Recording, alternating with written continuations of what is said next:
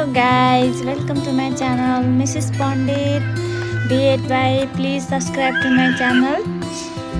आज चाहिँ हाम्रो घरमा सत्यनारायण पूजाको एकदमै भव्य तयारी हुँदैछ।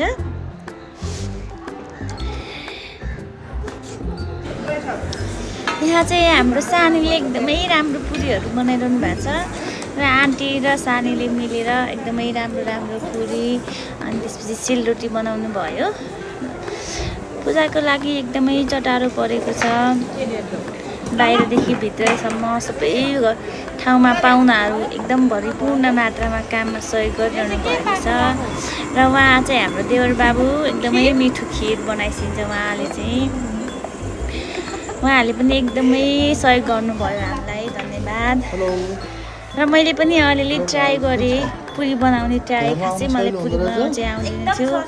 काम गर्न पाउँदैन है के हुन्छ त काम?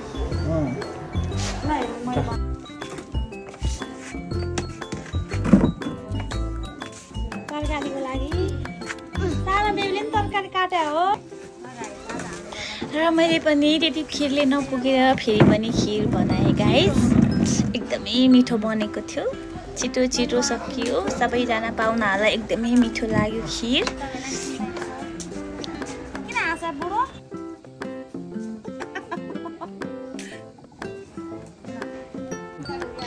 र अब चाहिँ हाम्रो यहाँ पूजा सुरु भइसकेको छ। हजुरबुवा, सासु मम्मी, ससुरा बुवा, ठुल मम्मी, ठुल ड्याडी आइसकेको थियो।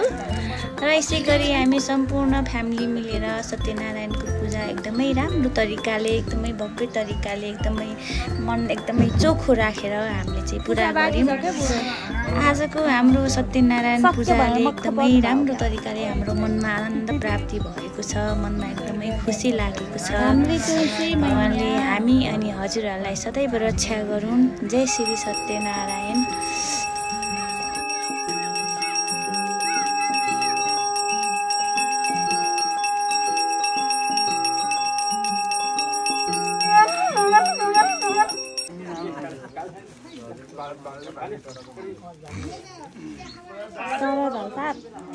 तर झलसाप यता हेर्नु न एकचोटि। अब सर्यो त्यहाँ चन्दन हाल पूजा गर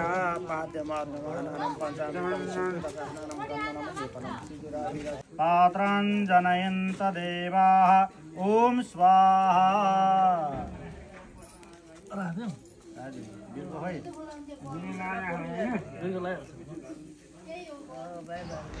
फाइनली पूजा चाहिँ सकियो। यसै गरी बाहुनलाई बुढोले टिका लगाइदियो।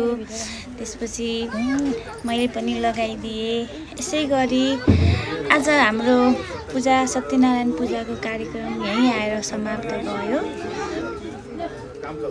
सबैजना फ्यामिली एकदमै ह्याप्पी होइसिन्छ। सबैजना एकदमै खुसी हुनुहुन्छ। यस्तो फाइनली हाम्रो चाहिँ भोज खाना खाने मिठो खानेकुराहरू खाने काम सुरु भइसकेको छ र यहाँ प्रसाद बाँड्ने काम पनि सुरु भइसकेको छ। यसै गरी आज चाहिँ एकदमै राम्रो तरिकाले मनमा आनन्द आउने गरी हाम्रो पूजा सकिएको छ। फेरि पनि भेट्नेछौँ अर्को भ्लगमा। आजलाई यति नै, धन्यवाद। जय नेपाल, जय श्री सत्यनारायण बाबा।